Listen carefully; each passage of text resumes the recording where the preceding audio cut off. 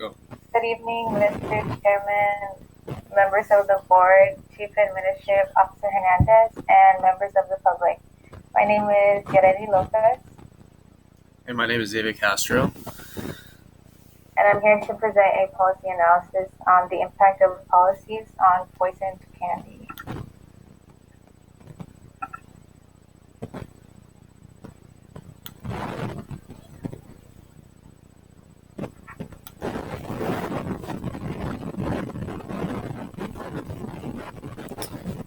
So, for our problem analysis, we concluded on the day of Halloween on 2020, 1,000 children ages 4 through 17 were poisoned by candy in the city of Halloween Town.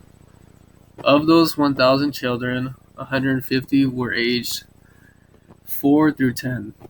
The top three poison candies found were Sour Patches, Kit Kats, and Snickers. Among the places that those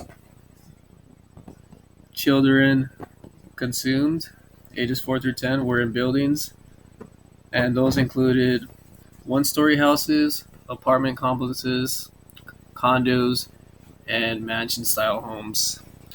For one-story houses, as you can see on the chart, it accounted for 18.2%. For apartment complexes, it accounted for 9.1%. For condos, it accounted for 13.6%.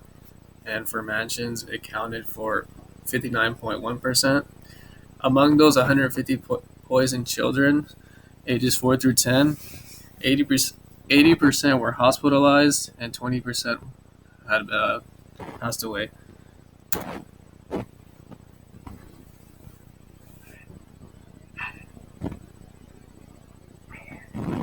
A nonprofit organization that is a key stakeholder and supports the policies set in place regarding poison candy would be the National Children Love Candy Organization. This organization aims to keep children's health a priority, including during Halloween. Members of this organization would be in support of policies set in place in Halloween Town because of their efforts in reducing the amount of poison candy that gets distributed every year to children. Their main concern is that candy stores in Halloween Town are selling candy to individuals that have distributed poison candy in the past. On the other hand, the Candy for Cause organization was also another nonprofit organization that was a key stakeholder, but they also opposed the policy set in place for poison candy. This organization made candy inside specialized wrapping so that it makes it difficult to poison candy without noticing that it has been opened before. Candy for a Cause has opposed the current policy because they aim to make specialized wrapping a regulation for Halloween distribution of candy in order to avoid cases of poisons among children.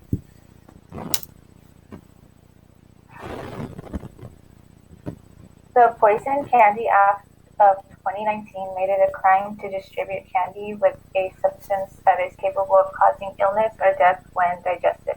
In Halloween Town, the fines for distributing poisoned candy on Halloween are $200 for the first offense and $400 and a year of jail time for the second offense. Depending on the criminal history or level of offense, offenders could be prosecuted up to 10 years in prison. With this policy, an anticipated outcome that was to happen in Halloween Town is that less children would be hospitalized from poison candy. The current budget is $3 million, and the income from fines and penalties is $500,000. The other policy alternative was the Poison Candy Homeowner Loss Act. This policy implemented stricter guidelines for poison candy distribution. This act penalized any individual who distributes poison candy on Halloween and causes the victim death by giving them life in prison. Additionally, offenders will get their property foreclosed.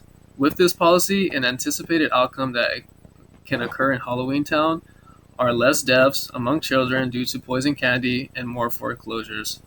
The budget with this policy implementation would be $10 million, and to implement this policy alternative, it would take a year to go into effect. In contrast, a policy implementing more lenient guidelines for poison candy would be the Candy Substance Act. This act would allow only marijuana to be in the candy distributed in Halloween Town on Halloween. With this policy, an anticipated outcome would be that less lethal drugs would be in candy because marijuana would be allowed. For this policy alternative to go into effect, it would take a year, and additionally, the budget would be $1 million, which is less than the Poison Candy Act of 2019. So, evaluation matrix. For the Poison Candy Act of 2019, effectiveness would be moderate because fines and penalties gradually increase as more offenses are done.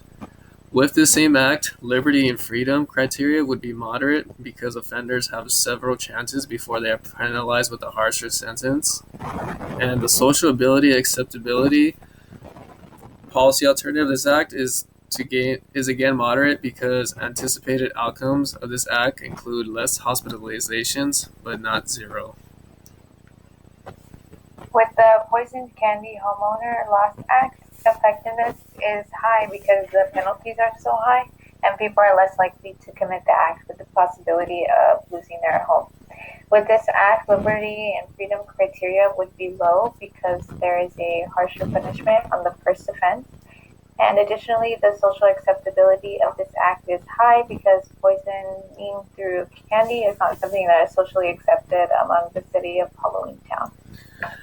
Lastly, this Candy Substance Act, its effectiveness would give more leniency to put a substance into candy that is distributed. Contradicting the low effectiveness, this act would be high in liberty freedom criteria because also of the leniency and acceptance of just putting marijuana into the candy. Low social acceptance criteria would come with this act because not many residents of Halloween Town agree with marijuana being put into candy in the first place. In the end, children ages 4 through 10 are among those affected by poison candy on Halloween.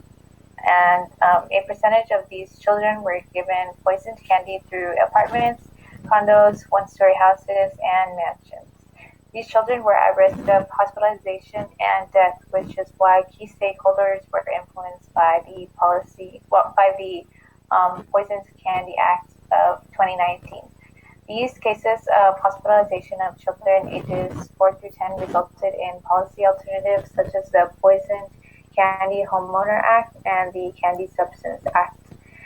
Anticipated outcomes of these policies result in varying levels of effectiveness, liberty and freedom, and social acceptability. We recommend looking at the data and policy alternatives presented today to implement it by the next Halloween to view the results. Thank you for your undivided attention. Thank you.